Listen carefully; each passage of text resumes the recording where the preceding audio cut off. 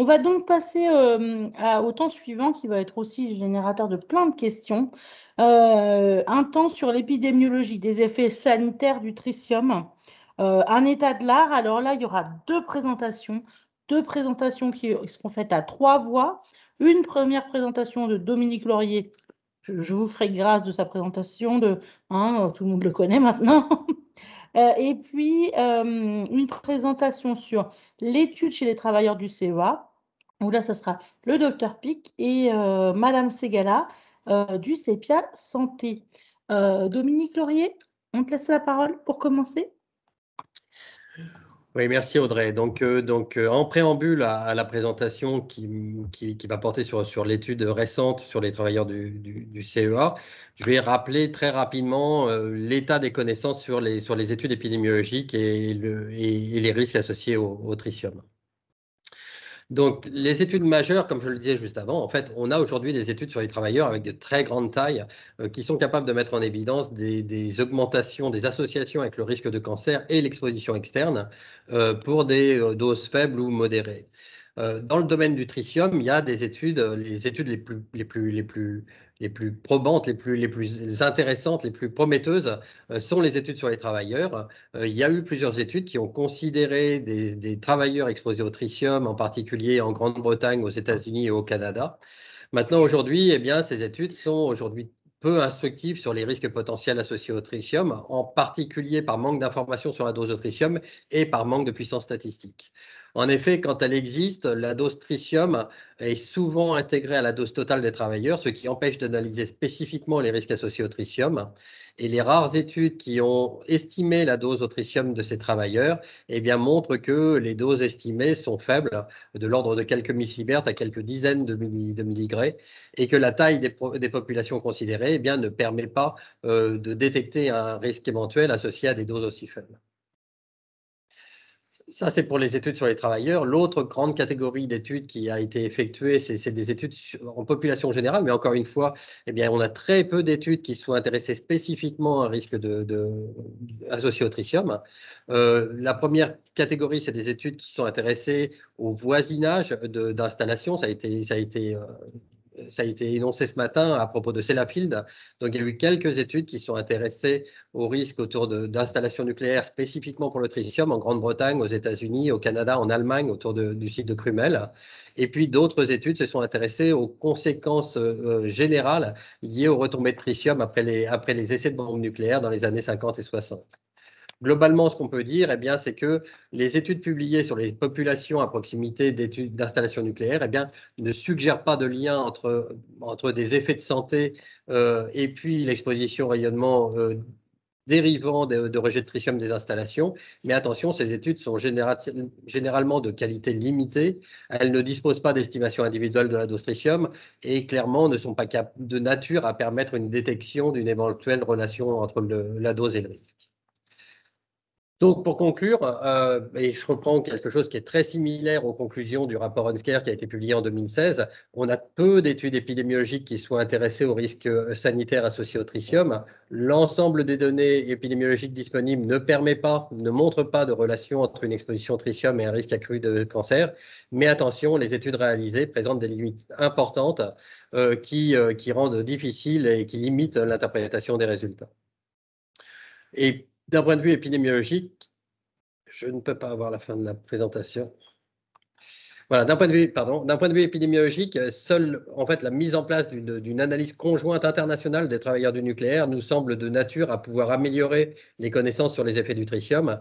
Ce qu'il faudrait, c'est une étude avec un protocole de qualité coordonné, avec une collaboration entre différents pays, une reconstruction précise des doses individuelles dues au tritium, et puis un effectif important de plusieurs dizaines, voire dizaines de milliers de travailleurs, ou plusieurs centaines de milliers de travailleurs. Voilà pour ce qui est du préambule et sur l'état des connaissances en épidémiologie. Je passe la main maintenant à la présentation sur l'étude des travailleurs du CEA. Alors, monsieur, docteur Pic et Madame Claire Segala, vous avez la parole. Très bien, donc merci. Bonjour à vous toutes et à vous tous. Et vous pouvez lancer la présentation, sachant que moi non plus, en haut à gauche, je n'ai rien. Alors, Voilà, donc comme vous le voyez dans ce titre de collaboration entre les médecins du travail, des biologistes qui assurent l'assurance de santé au travail du CEA et Claire Segalia qui travaille à CEPIA Santé, nous avons fait une étude de la mortalité des travailleurs ayant fait l'objet d'une surveillance radiotoxicologique au tritium. La slide suivante. La slide suivante. j'ai un souci. Ah. Moi, elle ne m'apparaît pas du tout. Je vais redémarrer. Excusez-moi. Je ne sais pas ce qui se passe. Donc, pour commenter un peu, je remercie bien sûr l'IRSN de cette journée et plus particulièrement Dominique Laurier qui a fait l'introduction de notre travail. Et bien sûr, je valide à la fois ses propos et ses conclusions. Et je vais reprendre donc la première présentation de cette partie du projet EMSH3, SEH3.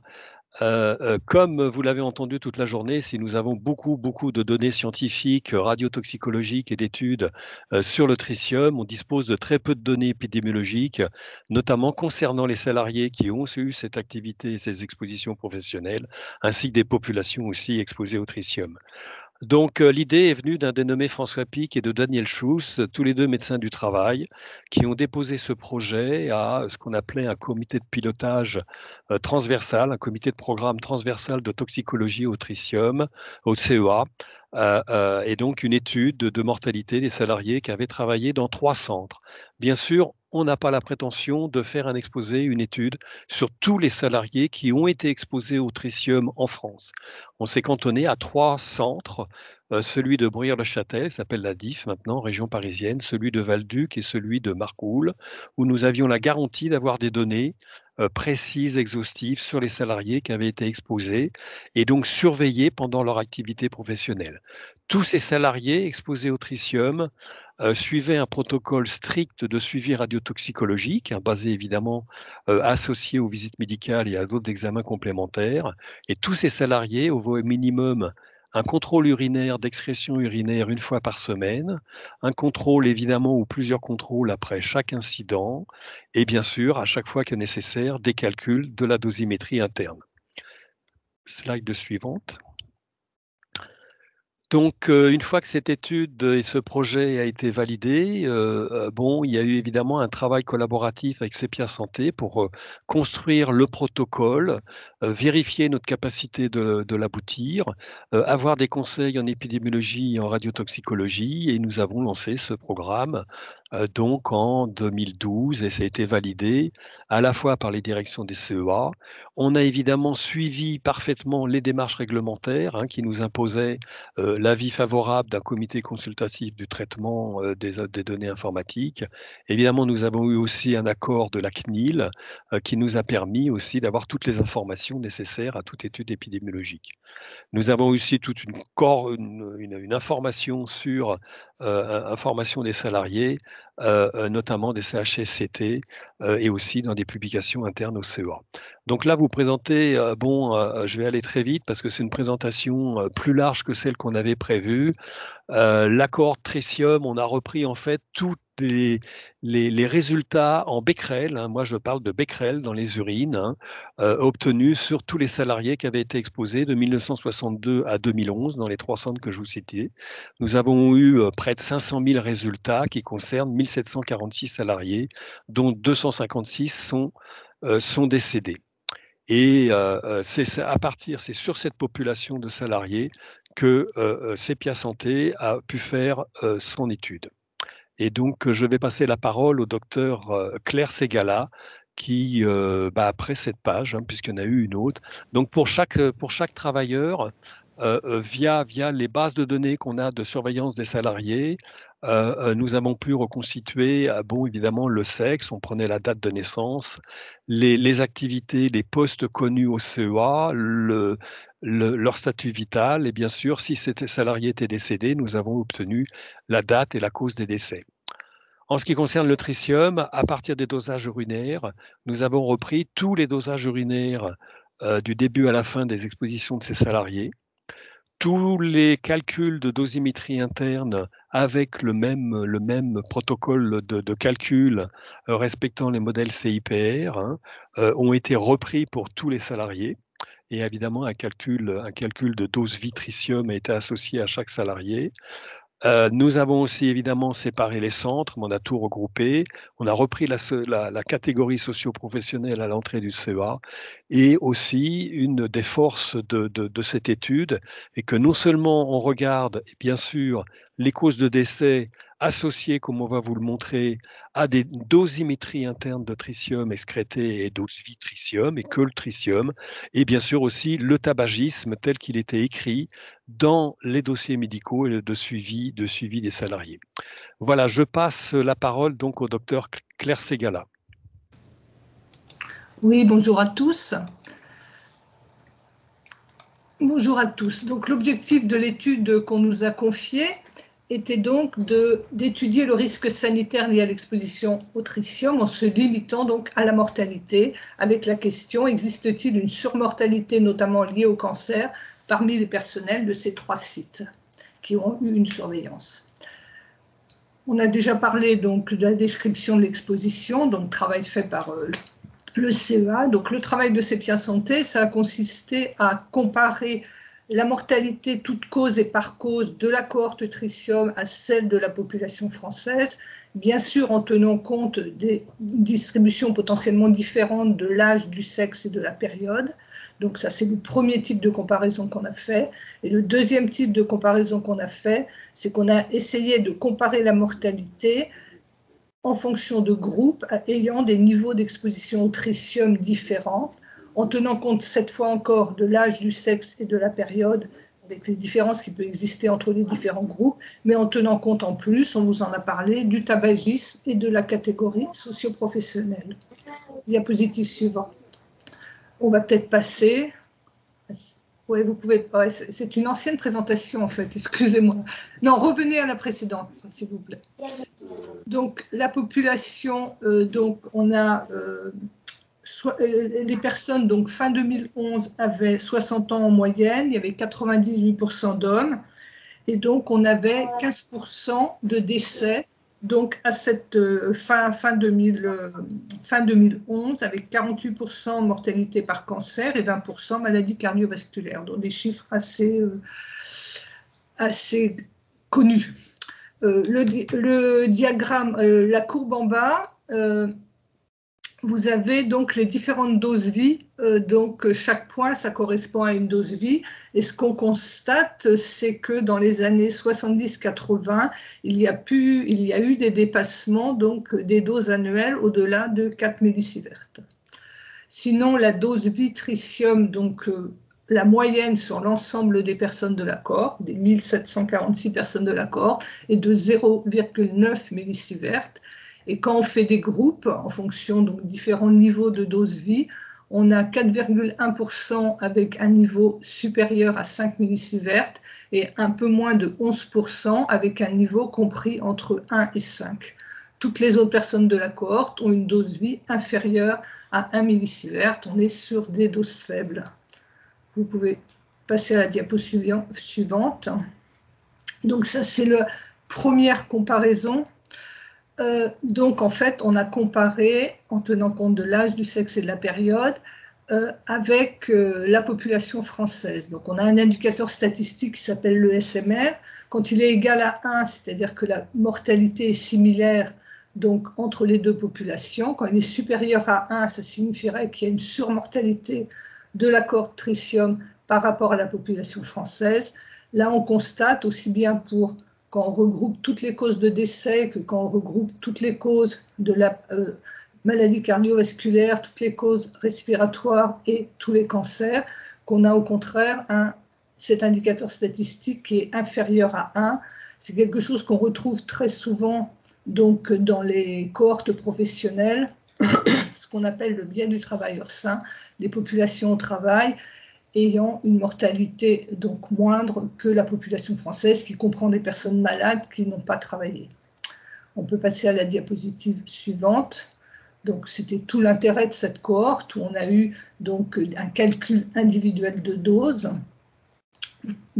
Donc, quand on regroupe l'ensemble des décès, ce qu'on a appelé toutes causes, la première ligne, enfin les premières lignes du tableau, ou toutes les maladies cardiovasculaires, on a pu faire 5 groupes de doses parce qu'on avait un nombre de décès suffisant par type par groupe. Par contre, pour toutes les autres affections, du fait du petit nombre de décès, il n'y a que 15% de la population à cette date de l'étude qui est décédée. On a dû regrouper donc en 3 groupes de doses. Donc l'indicateur statistique ici est un risque relatif, mais bon, ça s'interprète globalement pareil. Et on a on constate qu'il n'y a pas de différence significative, les résultats significatifs sont en gras entre les différents groupes de doses. Le groupe des personnes les moins exposées étant le groupe de référence, et on compare chaque autre groupe à celui-là. On n'a pas de différence significative pour les décès toutes causes, pour les maladies cardiovasculaires, les maladies respiratoires, les cancers solides. Par contre, on constate un résultat significatif quand on compare le groupe des doses intermédiaires versus le groupe de référence, les plus faibles doses. En revanche, il n'y a pas ce qu'on appelle une dose-réponse, donc un résultat relativement peu robuste. Après, vous voyez le nombre de décès par groupe de 7-2, donc on a très peu de décès, donc ce sont des résultats qui interpellent, mais qu'il faut faire très attention avant d'une interprétation. On peut passer à la diapositive suivante. Donc là, on a essayé toujours en différenciant donc 3 groupes de doses. On a donc travaillé sur le côlon, les cancers du foie, pancréas, poumon, en regroupant avec le larynx, prostate et vessie. Et là, on s'aperçoit qu'on a de nouveau 2 résultats significatifs, mais pareil, qui sont basés en comparant donc le groupe de dose maximum avec le groupe de dose le plus faible, mais toujours basés sur des nombres de décès excessivement faibles. La colonne de droite, je ne vous en ai pas parlé. Non, on peut rester sur cette diapo. En fait, on a essayé de voir si nos résultats un peu étaient cohérents. Par exemple, si vous voyez le cancer du poumon, donc là, on étudie le tabagisme en fonction du cancer du poumon. Et on retrouve bien sûr quelque chose de très connu, un risque relatif très élevé et très significatif, donc lié au tabac pour le cancer du poumon. La diapositive suivante. Merci. Donc, la force de cette étude, c'est une cohorte bien définie, bien suivie. On a eu 1,3% de sujets perdus de vue, c'est-à-dire perdus de vue, on n'a pas réussi à trouver leur statut vital. La durée de suivi est de 28 ans en moyenne. Toutes les personnes ont eu un calcul de dose individuelle. On a pris en compte le tabagisme et la catégorie socio-professionnelle. On a une cohérence des résultats. Par contre, aucun effet robuste n'est détecté, même si, bien sûr, il est important de réévaluer ces résultats dans un suivi ultérieur, notamment pour des choses comme les hémopathies malignes, le poumon, le pancréas et la vessie. C'est une cohorte, Dominique Laurier vous en a parlé, de très petite taille, donc avec peu de puissance statistique, ou quand il y a des résultats significatifs, c'est basé sur un tellement petit nombre de cas que c'est difficile de faire. On a une exposition faible et on n'a pas d'autres données d'exposition qui ont pu être récoltées, notamment l'amiante ou d'autres radionucléides. Diapositive suivante. Donc ce travail a été publié dans Radiation Research cette année, en fait. Merci. Merci beaucoup au Dr Pic et Ségala pour cette présentation. Donc, nous pouvons maintenant passer à la séance de questions. Y a-t-il des mains levées? Alors, Madame Da Agueda a une question. À vous.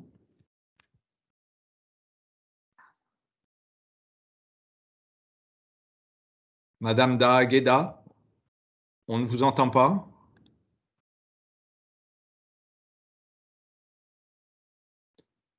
Madame Da Agueda?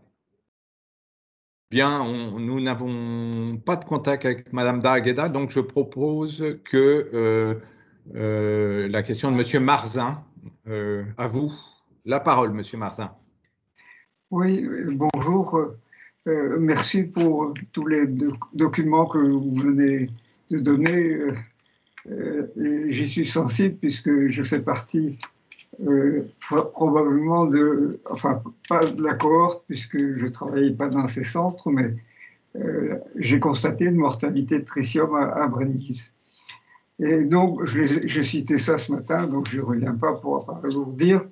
Et j'ai continué à chercher depuis, non pas sur la mortalité, puisque je l'ai abandonné, mais j'ai vu que à Brest, à l'université de Bretagne occidentale, et il y avait une plainte des travailleurs du nucléaire de l'île Longue, vous avez peut-être vu ça, et l'université de Brest a donc été questionnée par le tribunal et l'université de Brest a conclu qu'il y avait une mortalité supérieure des travailleurs du nucléaire par rapport aux autres corporations. Et elle est actuellement en train de faire, mais par contre, elle n'a pas trouvé de résultats sur les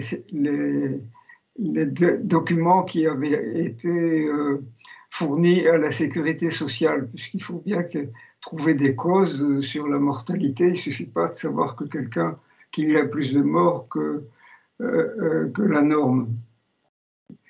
Et elle a regardé la législation sociale, donc j'ai posé une question par écrit avant.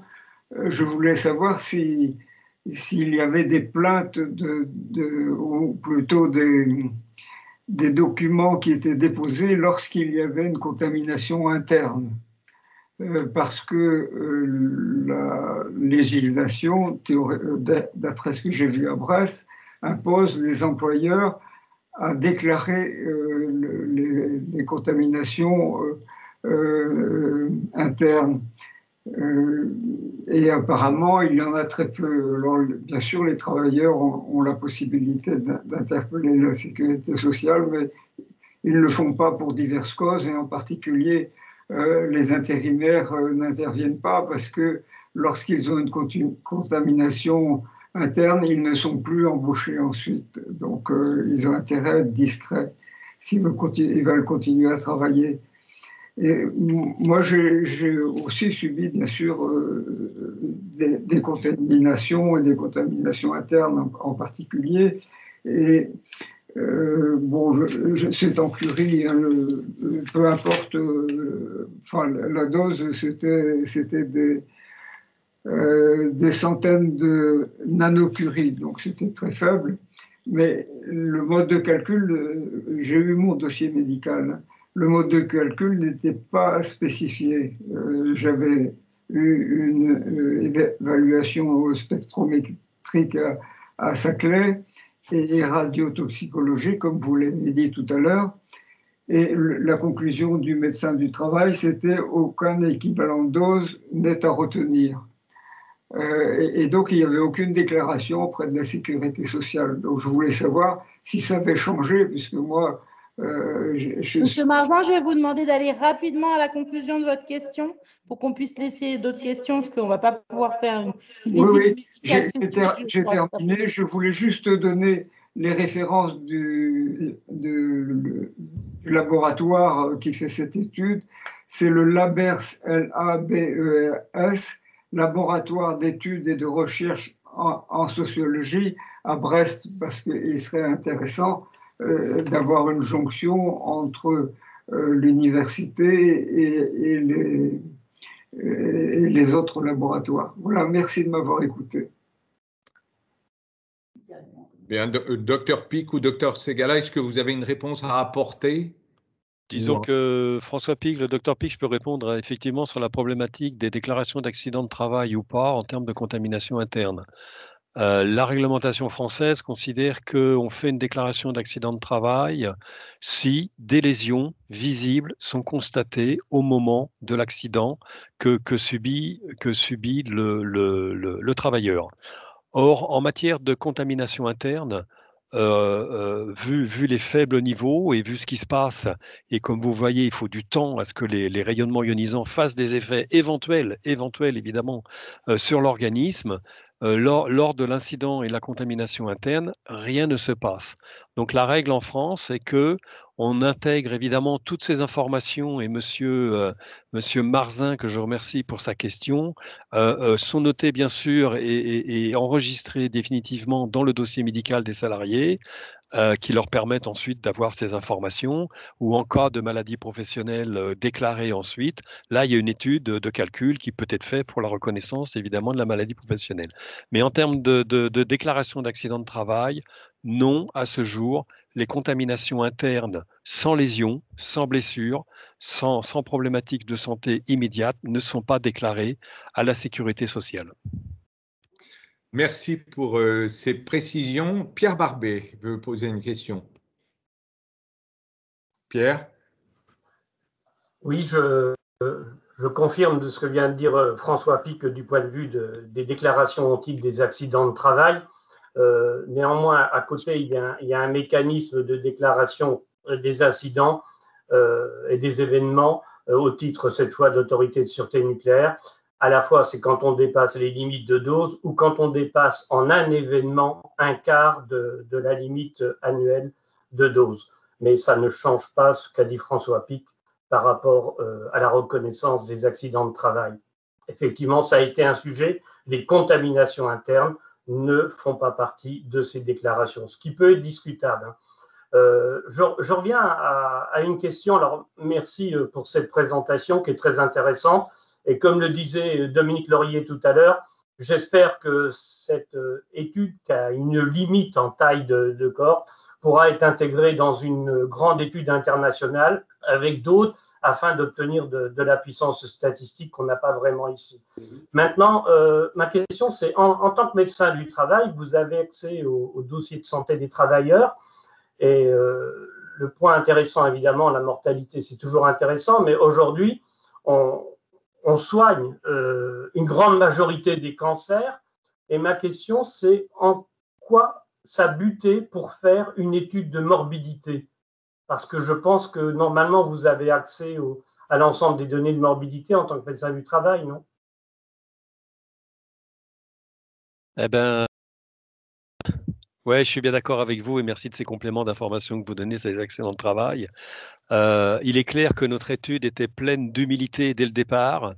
Moi, dans ma tête et avec mes collègues, c'était intéressant, après 30, 40 ans d'exposition ou d'activité de salariés envers le tritium, de leur rendre compte avec un certain nombre d'informations sur la véracité des conditions de travail qu'elles avaient, la véracité des protocoles de surveillance qu'on avait mis en place, qui évidemment respectaient les recommandations des CIPR, et qui, je vous le rappelle, travaillent tout le temps depuis 1926. Donc il y a quand même un très très grand recul international de collaboration scientifique sur les risques nucléaires et les risques de contamination.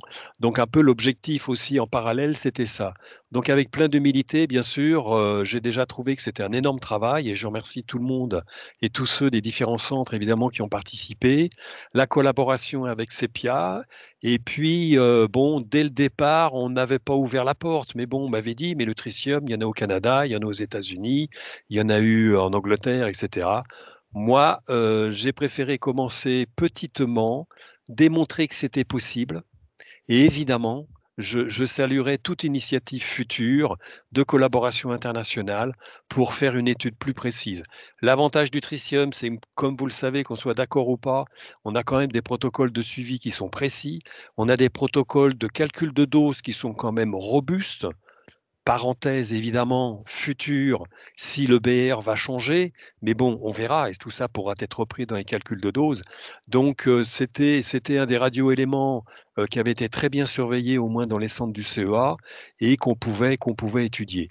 Donc oui, oui pour du futur, évidemment, si, et ça sera nécessaire pour avoir une puissance statistique qui n'est pas ma spécialité, mais pour avoir des résultats plus probants. Merci. Une question de Monsieur Ranchou. Vous avez la parole. Oui, bonjour. Donc, Gilles Ranchou d'EDF, plus spécifiquement de la DP2D en charge du démantèlement de Brennilis, notamment parmi toutes les autres installations que nous démantelons. J'ai juste une petite remarque par rapport à la remarque de Monsieur Marzin, je crois que c'était lui, qui avait travaillé sur Brennilis. Bon, sans nier effectivement les inquiétudes qu'il peut y avoir sur les augmentations de conséquences sur les travailleurs de Brennilis vis-à-vis du tritium. Donc toutes les études qu'on vient de voir là, épidémiologiques, montrent quand même que sur une cohorte même du CEA de 1500 personnes, les résultats restent à prendre avec des pincettes et les réserves qui s'imposent. Donc je présume que sur une cohorte d'un nombre de personnes sur Brennilis, l'analyse statistique est peut-être encore moins représentative.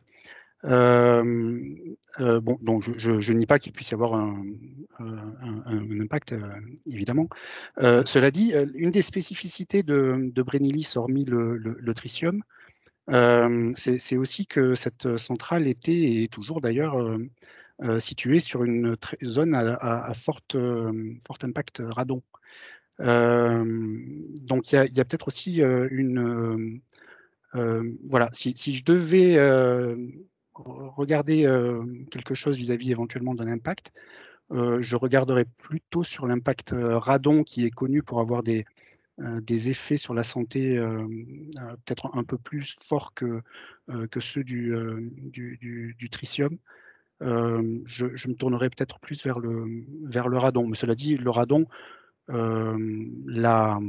les études épidémiologiques sur les travailleurs dans le cadre de la centrale de Brennilis ne montrent pas forcément d'impact non plus. Toujours sur pour la même raison qui est que la statistique est trop faible. Merci. Donc voilà, je vous remercie pour votre attention. Merci de ce commentaire. On a encore pas mal de questions, donc s'il vous plaît, est-ce qu'on peut avoir des questions courtes et des réponses courtes? Mariette Gerbert. Ben là, c'est trop court, par contre, la question. Non, ça arrive. Bonjour Claire, d'ailleurs, nous nous connaissons depuis longtemps. J'ai vu que vous n'avez pas commenté sur ce résultat très significatif sur le cancer de la vessie, probablement parce qu'il n'y avait que 2 cas, mais le cancer de la vessie étant lié à des risques professionnels, en général chimiques, je voulais savoir si vous avez considéré le fait d'être fumeur, si vous considériez aussi le fait d'autres risques toxicologiques sur le site.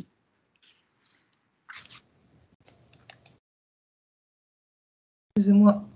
Oui, bonjour Mariette. Non, malheureusement, de toute façon, tous les cas de cancer de la vessie se sont produits chez des personnes fumeuses, ce qui n'est pas totalement étonnant. Donc, non, comme j'ai dit, mais sans doute trop rapidement, on a été un peu déstabilisé avec François Pic parce que ce n'était pas notre dernière version de présentation, mais c'est pas grave. Donc, il y avait beaucoup trop de diapositives, ce n'était pas vraiment celle qu'on avait prévue.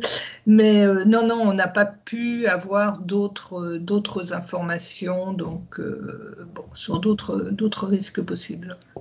On n'a que le tabac. Merci. Merci beaucoup. Monsieur Debois. Merci de me donner la parole. Voilà, vous m'entendez?